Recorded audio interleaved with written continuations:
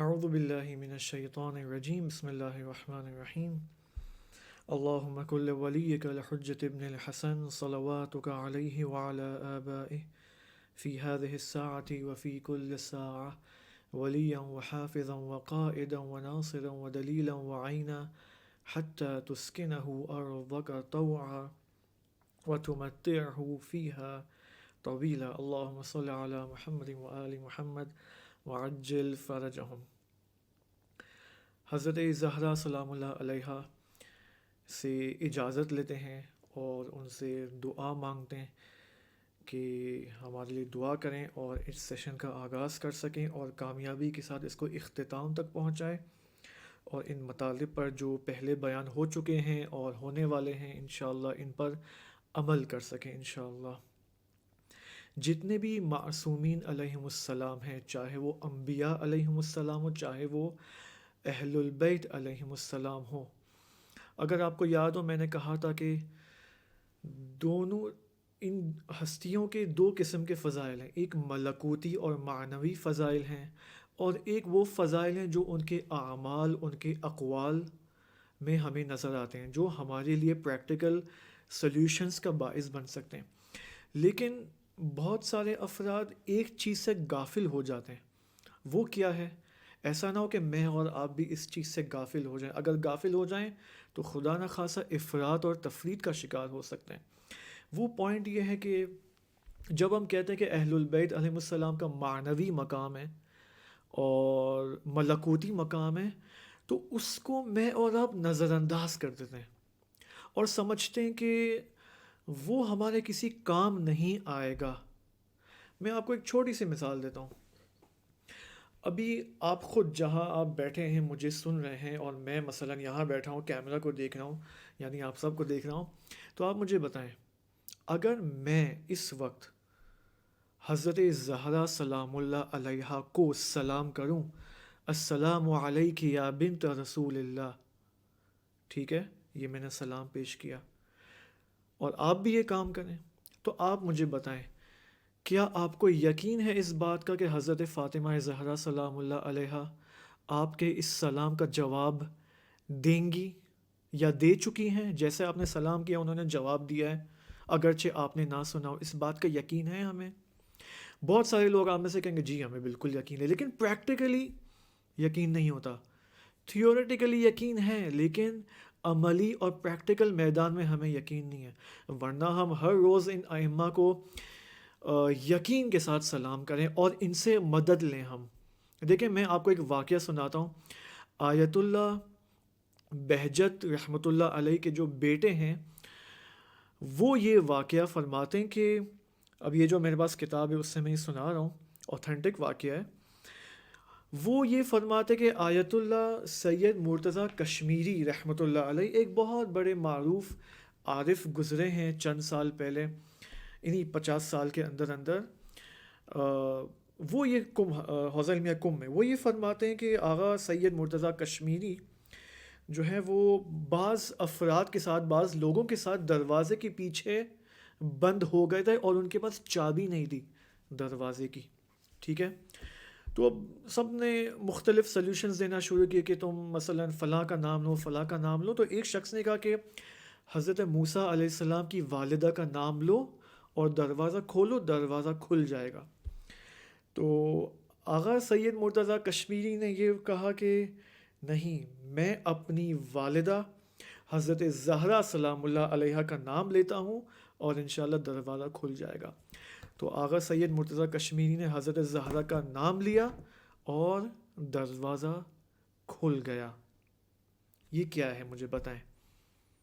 یہ وہی نہیں ہے جو آپ کے خدمت میں پیش کیا تھا کہ ائمہ کے ملکوتی اور معنوی مقامات، یہ وہی ہے نا؟ آپ حضرت زہرا سلام اللہ علیہ کا نام لیں اور دروازہ کھل جاتا ہے، چابی بھی نہیں ہے۔ آپ دیکھیں اس کا کیا مطلب ہے؟ اس کا مطلب تمام کے تمام اہل البیت علیہ السلام ہم سب پر حاضر اور ناظر ہیں اسی وقت، رائٹ ناؤ۔ حضرت زہرا اس وقت دیکھ رہی ہیں کہ آپ مثلا کسی کا لیکچر سن رہے ہیں، اور وہ دیکھ رہی ہیں کہ میں یہاں بیٹھ کر آپ کے سامنے بات کر رہا ہوں، وہ حاضر و ناظر ہیں۔ بس ہم اگر ان کو پکارتے ہیں تو وہ ہمیں جواب دیتے ہیں. البتہ ممکن ہے اب بعض لوگ کہیں کہ آغا صاحب نہیں، ہم نے کتنی دفعہ توسل کیا ہے، ہم نے ان کو واسطہ قرار دیا ہے لیکن ہماری دعائیں قبول نہیں ہوتی. یہ ایک الگ میٹر ہے، کیوں نہیں ہوتی اس کے اوپر ہم بعد میں بات کر سکتے ہیں. ٹھیک ہے، بات ساری کیا ہے؟ یقین کی ہے. ہر چیز یقین پر ڈپینڈنٹ ہے. جتنا آپ کا یقین کا سرکل اور دائرہ وسیع تر ہوتا چلا جائے گا، اس قدر وہاں سے جواب زیادہ آئے گا، زیادہ آپ کو جواب ملے گا. بات یقین کی ہے. خوب. حضرت زہرا سلام اللہ علیہ کی سیرت کے حوالے سے ہم بات کر رہے تھے، اور ہم نے کیا کہا تھا کہ حضرت زہرا کی زندگی کو ہم 3 حصوں میں ڈیوائڈ کریں گے. ایک بچپنے کا دور، 2 زندگی خانوادگی، ان کی جو فیملی لائف تھی، ایک وہ دور ہے، ایک وہ سٹیج ہے. تیسرا سٹیج اور دور کیا ہے؟ نبی اکرم صلی اللہ علیہ وآلہ وسلم کی رحلت کے بعد 75 ڈیز یا 95 ڈیز کا جو دور رہا ہے شہادت تک. اب ہم پہلے دور کے بارے میں بات کر رہے ہیں، یعنی بچپنے کا دور. اور بچپنے کے دور میں بھی آج ہم کیا دیکھیں گے؟ حضرت زہرا سلام اللہ علیہ کی ولادت کے بارے میں کچھ مطالب شیعہ اور سنی سورسز سے آپ کی خدمت میں پیش کروں گا.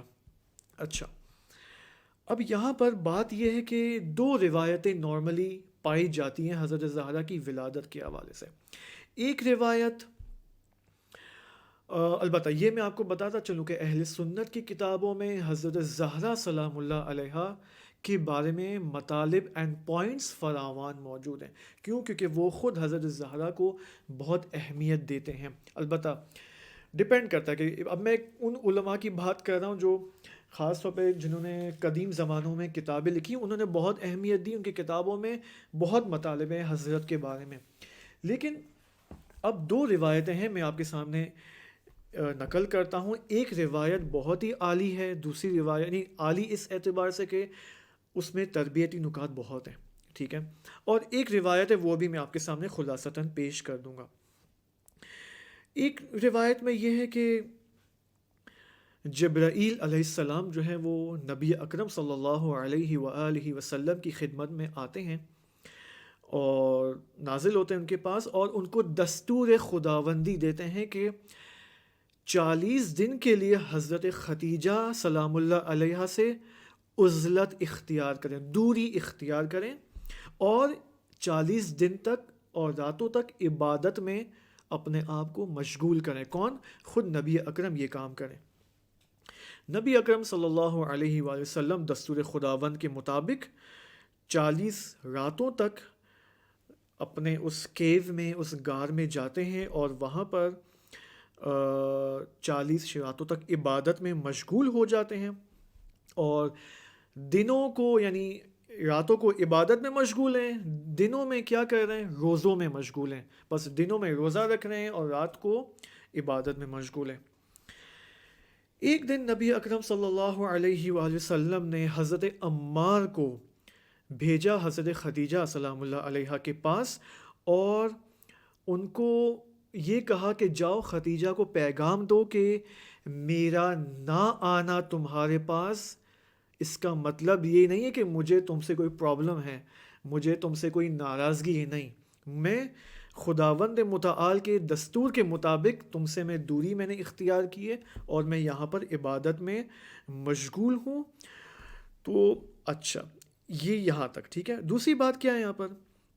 اب یہ جب 40 دن ختم ہو جاتے ہیں، اب یہاں پر ایک بہشتی اور جنتی غذا نبی اکرم صلی اللہ علیہ وآلہ وسلم کو ملتی ہے، اور یعنی 40ویں دن، اور ان کو یہ کہا جاتا ہے کہ اس بہشتی فروٹ کو اور اس غذا سے تم افطار کرو 40ویں دن، اور پھر جاؤ حضرت خدیجہ کے پاس. اور پھر جس کے نتیجے میں حضرت خدیجہ جو ہیں وہ باردار ہو جاتی ہیں. اب باردار تو فارسی کا لفظ ہے، ٹھیک ہے، یعنی حمل ہوتا ہے ان کا، پریگننسی ہوتی ہے. اور پھر حضرت فاطمہ سلام اللہ علیہ بعد میں پھر دنیا میں آتی ہے. اب دیکھیں یہاں پر، اب جو کتاب ہے میرے پاس دانش نامہ فاطمی، اس میں یہ لکھا ہوا ہے کہ بہت خوبصورت بات ہے کہ حضرت فاطمہ سلام اللہ علیہ کا وجود ان کی جو ہستی ہے، اوکے، ہستی یعنی باڈی نہیں ہے، ہستی یعنی بینگ، BEING، اوکے، ان کا جو وجود ہے، ٹھیک ہے، ہم سب کا اپنا ایک وجود ہے. آپ جب دنیا میں آئے، اس سے پہلے آپ کا ایک وجود تھا اس عالم ملکوت میں. ہم سب کا وجود اس عالم میں موجود تھا. اس عالم سے پھر ہم نازل کرتے کرتے کرتے اس دنیا میں آئے. یہ ہم سب کی حقیقت ہے. حضرت فاطمہ سلام اللہ علیہ کا وجود بہشت سے ہی جو ہے وہ متعین ہو چکا تھا. ان بہشتی غذاؤں کے اندر، اس بہشتی فروٹس کے اندر ان کا گوہر وجود جو ہے وہ بن چکا تھا. اسی وجہ سے نبی اکرم صلی اللہ علیہ وآلہ وسلم کیا فرماتے ہیں؟ آپ کی خدمت میں 1 یا 2 لیکچرز پہلے پیش کیا تھا، حوراء انسیہ، ٹھیک ہے.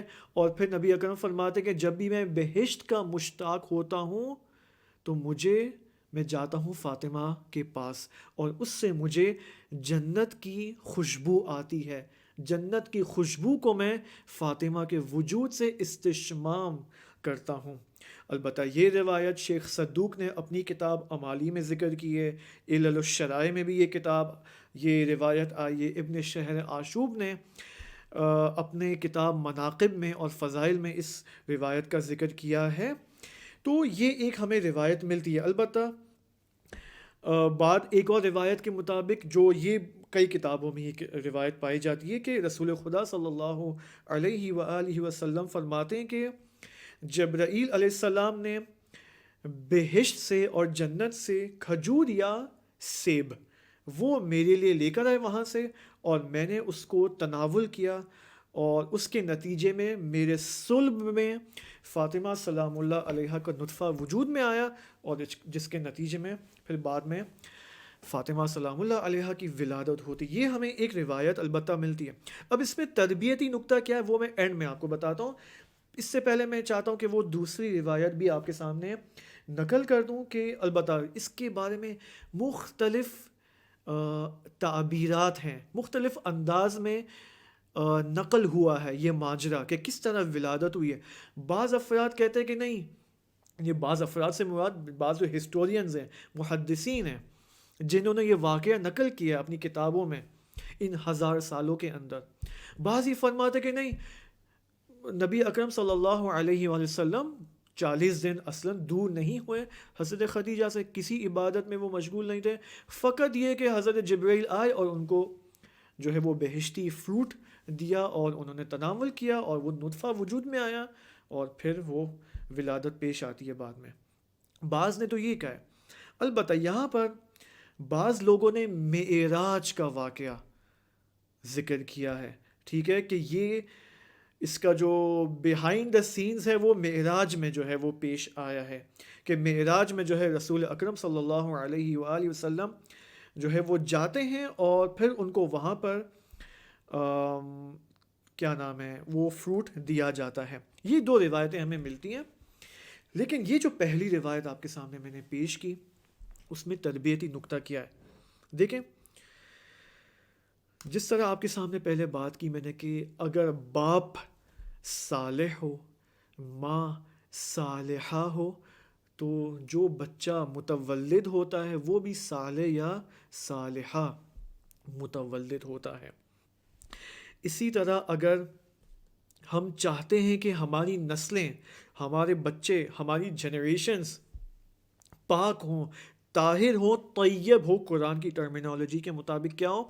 والبلد الطیب. دوبارہ یہ آیت انشاءاللہ آنے والی ہے، والبلد الطیب. اگر ہم چاہتے کہ ہماری نسل طیب ہو، پاک ہو، طاہر ہو، پاکیزہ ہو، اس کے لیے مجھے اور آپ کو، یعنی جو شادی شدہ حضرات ہیں یا شادی کرنے والے ہیں، خصوصاً ان کے لیے میں بات کر رہا ہوں جو شادی کرنے والے ہیں عنقریب، اسی کورونا کے ایام میں شادی کرنے والے ہیں، یہ ان کے لیے بات بہت امپورٹنٹ ہے کہ پہلے سے برنامہ ریزی کریں، پہلے سے پلاننگ کریں. اس سے پہلے کہ آپ کی شادی ہو، اس سے پہلے کہ شادی کی یعنی رسم جو ہو آپ کے لیے، سیریمنی آپ کے ماں باپ جو ہیں آپ کے لیے برگزار کریں، اس چیز کے لیے، اولاد کے لیے پلاننگ کریں آپ لوگ، کہ آپ کو گارنٹی ہو کہ آپ کی جو ہے وہ اولاد صالح یا صالحہ متولد ہو. ٹھیک ہے، ایک تو یہ بات. اسی طرح ایک اور بات کیا امپورٹنٹ ہے یہاں پر، خود شریک زندگی کو انتخاب کرنا بہت مہم ہے. ہسبینڈ جو لڑکا ہے اس کو یہ دیکھنا چاہیے کہ میری وائف کیسی ہو، کہ اس کے ساتھ جو ہے رہ کر اس کے نتیجے میں جو ہے وہ ایک پاک اور طیب اولاد پیدا ہو. لڑکی کو بھی یہ دیکھنا چاہیے کہ میں کس لڑکے کے ساتھ شادی کروں. ایسا نہ ہو کہ لڑکا جو ہے وہ نماز تو پڑھتا ہے لیکن زبان پر اور مثلاً حرکات اس کی سکنات جو ہے وہ ویسٹرن کلچر والی ہیں. ٹھیک ہے، زبان اس کی خراب ہو اور وہ کیا نام ہے فلمیں بہت زیادہ دیکھتا ہو اور گانے سنتا ہو. اسی طرح لڑکے والوں کو بھی دیکھنا چاہیے، لڑکے کو بھی دیکھنا چاہیے کہ میں کس لڑکی سے شادی کر رہا ہوں. اس وقت بہت پیچیدہ ہو گیا ہے مسئلہ، بہت ہی ڈیفیکلٹ مسئلہ ہو گیا ہے یہ، کہ ہم یعنی کیا ڈیفیکلٹ ہو گیا، یعنی اس سینس میں کہ ہر جگہ فساد اور فحشا کا، اگرچہ اب ممکن ہے کہ آپ خود جو ہے آپ کا خاندان بہت پاک ہو، لیکن اطراف کا ماحول اس قدر برا ہو چکا ہے، ڈرٹی ہو چکا ہے، کہ اس ڈرٹی کی ڈرٹینس جو ہے وہ گھروں میں جو ہے وہ اسپریڈ آؤٹ ہو رہی ہے. آپ دیکھیں، اس کی ایک میں آپ کو مثال دے رہا ہوں، کھانا پینا. مجھے آپ بتائیں، ہمارا کھانا پینا سالم ہے؟ ہم ظاہراً سے سمجھتے ہیں ہم ہیلدی ہیں، وی آر ہیلدی پیپل، صحیح ہے، لیکن آیا واقعاً ایسا ہے؟ جو فیملی ہفتے میں ایک یا دو دفعہ جنک فوڈ کھاتی ہو، وہ کیا ہیلدی فیملی ہے؟ مجھے بتائیں.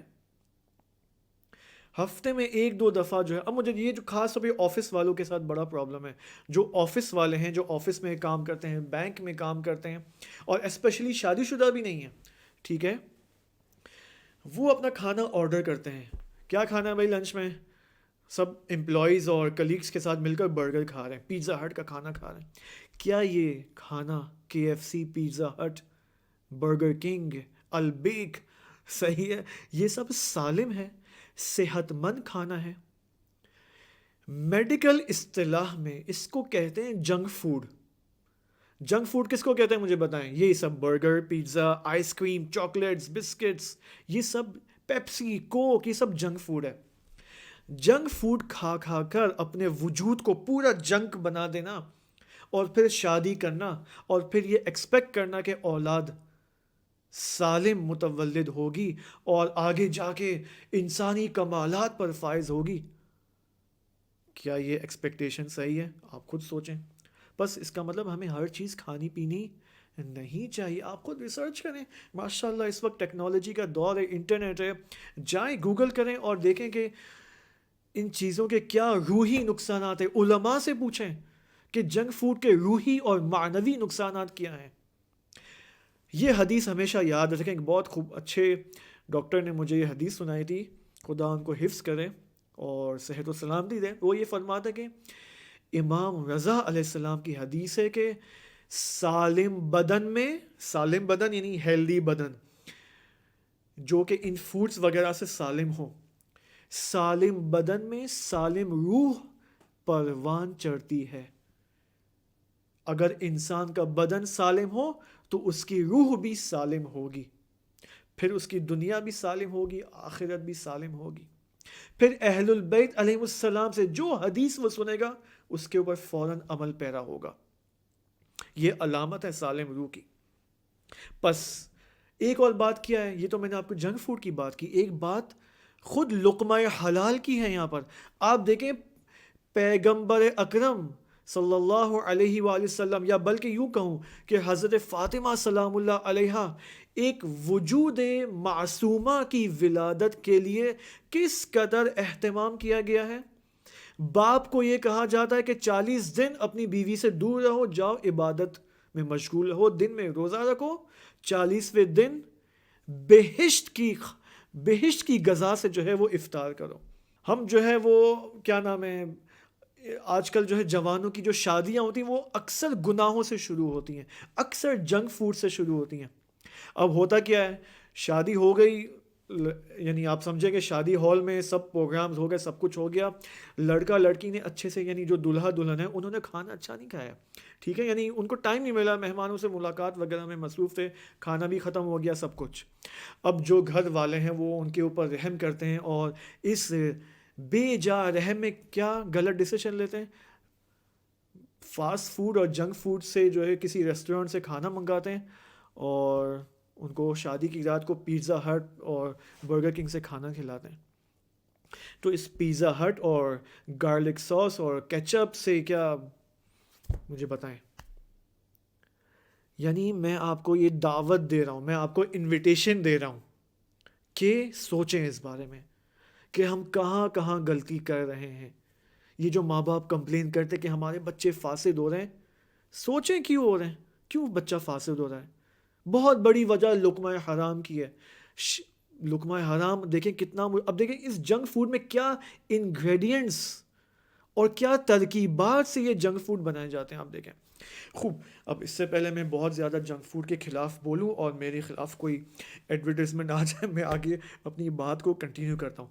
ایک اور آخری پیغام میں آپ کو یہ دینا چاہوں گا اس خوبصورت واقعہ سے، وہ یہ ہے کہ دیکھیں نبی اکرم صلی اللہ علیہ وآلہ وسلم جب جاتے ہیں عبادت میں مشغول ہوتے ہیں، وہاں سے عمار یاسر کو بھیجتے ہیں حضرت خدیجہ سلام اللہ علیہ کے پاس، اور خدیجہ سلام اللہ علیہ کو پیغام دیتے کہ اے خدیجہ ناراض نہیں ہونا، یہ مت سوچنا کہ میں تم سے ناراض ہوں اور اس ناراضگی میں تم سے میں دور ہو چکا ہوں، نہیں، میں خدا کے دستور کے مطابق عمل کر رہا ہوں۔ بس اس سے ہم کیا نتیجہ لیں گے؟ اس کا مطلب یہ ہے کہ انسان اگر دینی ایکٹیویٹیز انجام دینا چاہتا ہے، اپنی زندگی اور اپنا بزنس چلانا چاہتا ہے، اور خصوصاً میں یہاں پر ریلیجس کلچرل ایکٹیویٹیز، جو بہت سارے لوگ اس وقت امام بارگاہوں میں مشغول ہیں اور مختلف کاموں میں مشغول ہیں، نبی اکرم صلی اللہ علیہ وآلہ وسلم فرماتے ہیں کہ انسانی کمال کا راستہ، سیر و سلوک الہی کا راستہ فیملی کے ذریعے طے ہوگا۔ کوئی یہ نہ سوچے کہ خاندان کے بغیر، خاندان سے دور رہ کر، خاندان کو ٹائم اور بیوی کو ٹائم اور بچوں کو ٹائم نہ دے کر میں اپنی ریلیجس ایکٹیویٹیز انجام دے سکتا ہوں اور میں کامیاب ہو جاؤں گا، نہیں، یہ خود خواہی ہے، ایسی خود خواہی ہے جو کہ کنڈیمڈ ہے یہ دین کے اندر۔ اس وجہ سے نبی اکرم پیغام بھیج رہے ہیں کہ نہیں، ہم یہ سیر و سلوک کا راستہ، اس معنویت اور انسانی کمال کا راستہ ہم ایک ساتھ طے کریں گے۔ اسی وجہ سے تو شادی کا فلسفہ، شادی کی فلسفی یہی تو ہے اسلام کے اندر کہ مرد اور عورت، شوہر اور بیوی مل کر جو ہے یہ راستہ طے کریں اور الہی کمالات پر فائز ہو سکیں۔ کوئی یہ نہ سوچے کہ بیوی، اب بہت سارے آپ دیکھیں علماء کی، افسوس کی بات ہے، میں ایک چھوٹا سا طالب علم، میری کیا مجال ہے کہ میں کسی عالم کے خلاف کہوں، نہیں، میں جو نظر آتا ہے وہ یہ کہہ رہا ہوں، ٹھیک ہے، اسی وجہ سے میں نام نہیں لے رہا ہوں کسی کا، لیکن دیکھنے میں یہ آتا ہے کہ بہت سارے اس وقت دینی انسٹیٹیوٹس بنے ہوئے ہیں، دینی مدارس بنے ہوئے ہیں، اور اس کے جو مسئولین ہیں، مسئولین یعنی جو اس کا جو سٹاف ہے، جو بہت دینداری کا جو ہے وہ شعار لگاتے ہیں، ان کا آپ سٹائل دیکھیں وہ یہی ہے، وہ فیملی کو ٹائم نہیں دیتے، بچوں کو ٹائم نہیں دیتے ہیں، جبکہ روایت کے اندر موجود ہے کہ بچوں کی تربیت سر فہرست باپ پر ذمہ ہے، باپ کی ذمہ داری ہے کہ بچوں کو تعلیم دے، ان کو ٹائم دے۔ لیکن یہ جو دیندار شخص ہے، بہت ہی ایکٹیو دیندار ہے، یہ سمجھتا ہے کہ نہیں، میں تو بیوی کو ٹائم دینا ضروری نہیں ہے، دین مہم ہے، ٹھیک ہے۔ دیکھیں یہ آفت پائی جاتی ہے، جبکہ نبی اکرم صلی اللہ علیہ وآلہ وسلم ڈائریکٹ کانٹیکٹ میں حضرت خدیجہ سے، اسی وجہ سے حضرت عمار کے ذریعے پیغام پہنچا رہے ہیں کہ جاؤ خدیجہ کو یہ پیغام پہنچاؤ کہ وہ کسی غلط فہمی کا شکار نہ ہو، صرف دستور خداوند کی وجہ سے میں یہاں پر ہوں، اور خوب یہ ہو گیا۔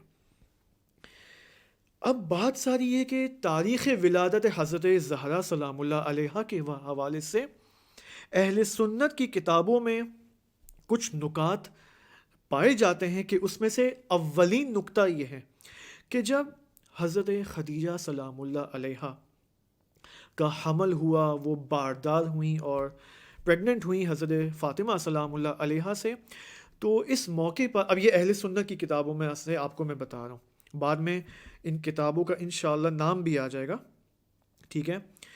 زنان قریش یعنی قریش کی جو عورتیں تھیں وہ انہوں نے حضرت خدیجہ کا ساتھ دینا چھوڑ دیا اور اسٹریٹ فارورڈ حضرت خدیجہ کو کہا کہ تم کیوں پیغمبر پر ایمان لائی ہو، ابھی ہم سے کوئی رابطہ نہیں تمہارے، جاؤ۔ اس لہجے میں بات کی قریش کی خواتین نے کہ اب ہم سے تمہارا کوئی کنیکشن نہیں ہے، لہٰذا اس حالت میں حضرت خدیجہ کو تنہا چھوڑ دیا۔ اب اس تنہائی کے دور میں اب کتابوں کو، اب مثلا کون سی کتابیں اہل سنت کی، جیسے ینابیع المودہ ہے اور ذخائر العقبہ ہے، اور ایک اور کتاب ہے جس کا پروننسیشن مجھے اب یہاں نہیں آ رہا ہے، لیکن وہ اس کا میں فرنٹ کور آپ کے سامنے بعد میں پیش کروں گا۔ ان کتابوں کے اندر جو ہے وہ صراحت کے ساتھ اسٹریٹ فارورڈ یہاں پر لکھا ہوا ہے کہ اس تنہائی کے عالم میں حضرت خدیجہ سلام اللہ علیہا کی اس تنہائی کے عالم میں تنہا ہستی جو حضرت خدیجہ سلام اللہ علیہا کے ساتھ تھیں، جو ان کی انیس تھیں، مونس تھیں، یاور تھی، وہ خود حضرت فاطمہ سلام اللہ علیہا ہے۔ صحیح ہے، اسی وجہ سے یہاں پر روایت بھی ہے کہ حضرت خدیجہ سلام اللہ علیہا، اب یہاں پر جو میں نے لکھا ہے، ایک منٹ میں یہاں پر چیک کر لوں، حضرت فاطمہ سلام اللہ علیہا بات کرتی ہیں، گفتگو کرتی ہیں حضرت خدیجہ سے۔ اب دیکھیں حضرت خدیجہ تنہا ہیں، قریش کی خواتین نے تنہا چھوڑ دیا ہے، حضرت فاطمہ زہرا سلام اللہ علیہا اپنی والدہ مکرمہ سے یوں فرماتی، یا امّا، اے میری ماں، لا تحزنی، غمگین مت ہو۔ یہ الفاظ آئے ہیں کتاب ہے اہل سنت کے اندر کہ ناراض مت ہو، اداس مت ہو، ٹھیک ہے۔ اور پھر آگے یہ فرماتی ہیں حضرت فاطمہ کہ خدا جو ہے ہمارے ساتھ ہے اور غمگین نہ ہونا۔ ایک اور خوبصورت نقل میں جو ہے نبی اکرم صلی اللہ علیہ وآلہ وسلم حضرت خدیجہ سلام اللہ علیہ کے پاس آتے ہیں اور یہ روایت ہے کہ وَسَمِعَ خدیجہ محدث فاطمہ، کہ حضرت نبی اکرم صلی اللہ علیہ وآلہ وسلم نے دیکھا کہ حضرت خدیجہ ہے بات کر رہی ہیں کسی سے، تو پوچھا یا خدیجہ من یحدثک، کس سے تم ہم کلام ہو؟ تو قالت الجنین، میں جنین سے بات کر رہی ہوں۔ کون سے جنین سے؟ الذی فی بطنی، جو میرے بطن میں ہے، جو میرے شکم میں ہے، یحدثنی و یؤنسنی، جو وہ جنین مجھ سے بات کر رہی ہے اور وہ میری مونس ہے، تنہائی میں میری انیس ہے۔ یہ روایت جو ہے وہ اگر شیعہ کتابوں میں آپ دیکھنا چاہیں، یا میں کم از کم بتا دوں تاکہ آپ دیکھ لیں، یہ خود احقاق الحق کی کتاب میں موجود ہے، جو کہ سید نور اللہ تستری رحمۃ اللہ علیہ کی کتاب میں ہے، اور آیت اللہ اشی نجفی رحمۃ اللہ علیہ نے اس کتاب میں اپنے حاشیے لکھے ہیں، اور اس کا جلد نمبر 10 صفحہ نمبر 12، اور اسی طرح ہمیشہ کی طرح بحار الانوار علامہ مجلسی کی بحار الانوار جلد نمبر 16 صفحہ نمبر 80۔ پس شیعہ اور سنی دونوں کتابوں میں ہمیں اس طرح کے نقل نظر آتے ہیں۔ ایک تو یہ بات، سوال یہاں پر ایک کوشچن ممکن ہے بہت سارے لوگوں کے ذہنوں میں آئے کہ کیا ضروری تھا کہ یعنی وائی واز اٹ امپورٹنٹ کہ حضرت خدیجہ سلام اللہ علیہا کے شکم میں جو جنین تھا، یعنی خود حضرت فاطمہ سلام اللہ علیہ، کیوں ان سے صحبت کی، کیوں ان سے گفتگو کی، کیوں ان دونوں ہستیوں کے آپس میں بات چیت ہوئی، کیوں گفتگو کی؟ یعنی یہ تو کوئی محال چیز ہے، یہ تو امپاسبل ہے، یہ تو عقل میں نہیں آنے والی چیز ہے، صحیح ہے، ایسے لوگ کہتے ہیں۔ یہاں پر میں ایک آپ کو جواب دیتا ہوں اپنے استاد کی مدد سے۔ یہ ایسا جواب ہے کہ بہت سارے مسائل حل کر سکتا ہے۔ وہ کیا ہے کہ ہمارے جو معصومین علیہم السلام ہیں، کہ حضرت زہرا سلام اللہ علیہا ان معصومین میں سے ایک معصومہ ہے۔ ہر معصوم کے دو پہلو ہیں، کلی طور پر دو ڈائمنشنز ہیں۔ اوکے، پہلا کیا ہے؟ ملکی ڈائمنشن ہے، ملکی یعنی زمینی ڈائمنشن ہے، یعنی وہ بھی انسان ہیں، ان کی بھی باڈی ہے، ان کی بھی روح ہے، ان کے بھی احساسات ہیں، ان کے بھی عواطف ہیں، وہ پریشان ہوتے ہیں، ناراض ہوتے ہیں، خوش ہوتے ہیں، ہنستے ہیں، روتے ہیں، صحیح ہے، جس طرح ہم یہ کام کرتے ہیں. یہ ان کا زمینی پہلو ہے ائمہ علیہ السلام کا. البتہ یہ زمینی پہلو ہمارے لیے رول ماڈل ہے. اور ایک اور پہلو کیا ہے؟ ان کا ملکوتی پہلو ہے کہ وہ عالم ملکوت سے آئیں، ان کا وجود وہاں سے بنائیں. خداوند متعال نے اہتمام کیا ہے اور اس اہتمام کے ساتھ ان کا وجود بنایا ہے، جس کے نتیجے میں وہ حجت خدا بنے ہیں، معصوم بنے ہیں. یہ ان کا ایک ملکوتی ہے اور ایک ملکی پہلو ہے. اگر اس جواب کو آپ دیکھیں تو بہت ساری چیزیں جو ظاہراً ہمیں امپاسبل لگتی ہے، ظاہراً ہمیں محال لگتی ہے، وہ پاسبل ہے.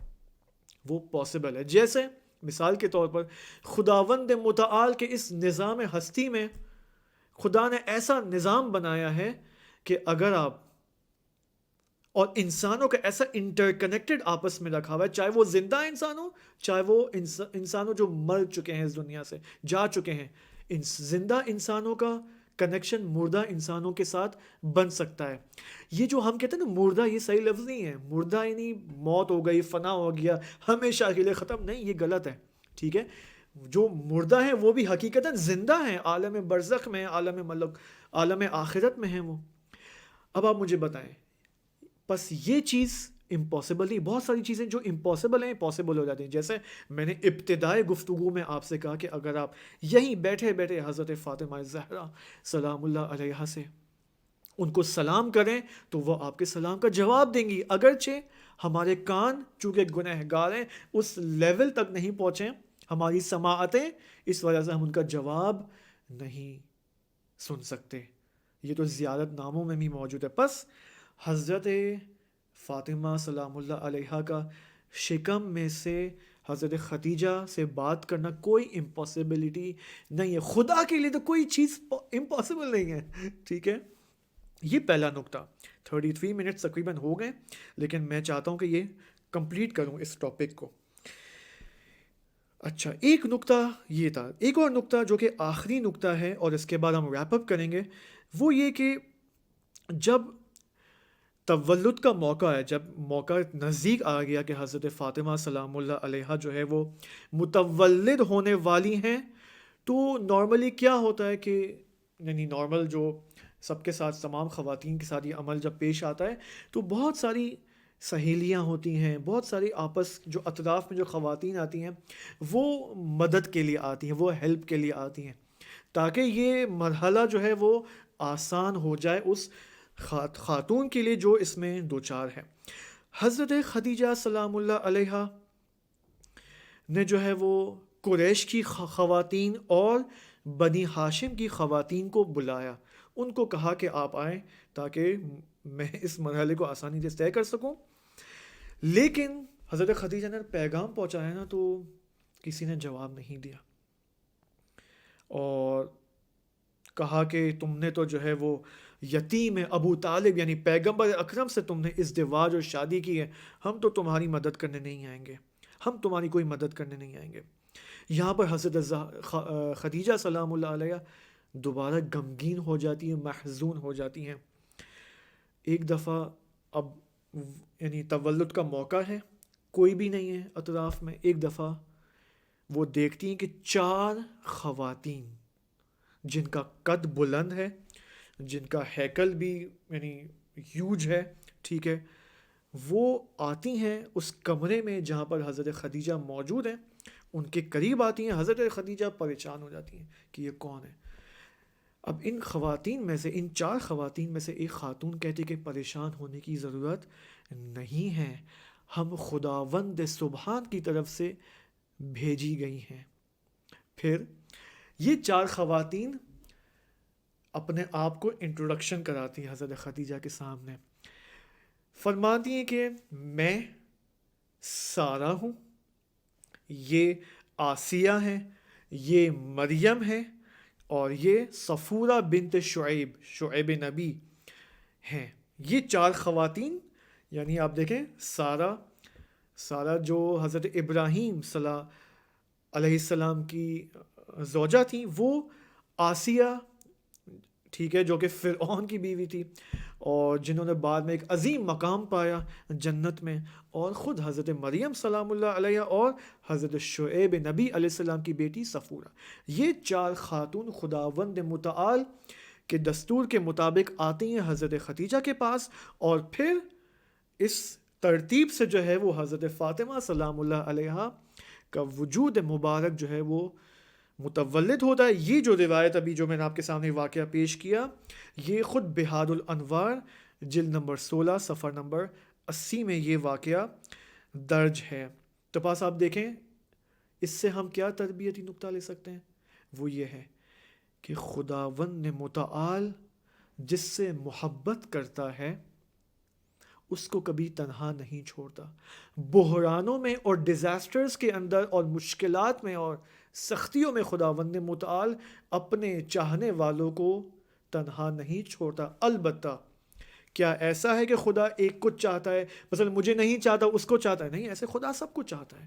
ہم ہیں جو خدا کو کم چاہتے ہیں، صحیح ہے، ہم کم چاہتے ہیں۔ وہاں سے بخل، وہاں سے کنجوسی نہیں ہے، کنجوسی ہماری طرف سے، مشکل ہماری طرف سے، ہمارا نیٹ ورک، ہم نے اپنا نیٹ ورک اور سگنلز خود ضعیف کیے ہیں۔ وہاں سے اس عالم ملکوت سے سگنلز قوی ہیں، 100% سگنلز ہیں۔ وہاں پر 5G نہیں ہے، وہاں پر انلمیٹڈ جیز ہے، وہاں پر انلمیٹڈ نیٹ ورک ہے۔ ہم نے اپنا نیٹ ورک خدا سے کمزور کیا ہوا ہے، اس چیز کو ہم مد نظر رکھیں۔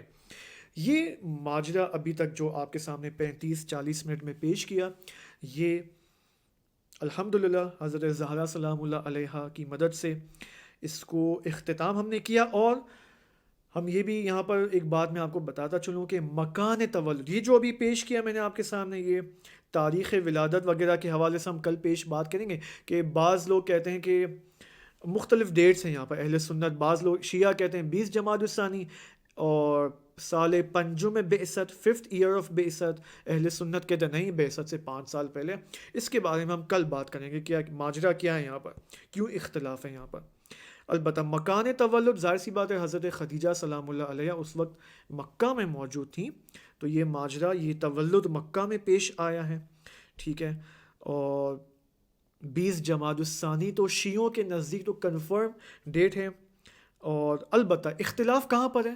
سال تولد میں، ایئر آف برتھ، صحیح ہے، کون سے سال میں؟ اہل سنت کہتے ہیں کہ 5 سال قبل از بعثت، شیعہ کہتے ہیں نہیں، بعثت کے بعد ہے۔ اس کے بارے میں ہم انشاءاللہ کل بات کریں گے۔ والسلام علیکم ورحمۃ اللہ وبرکاتہ۔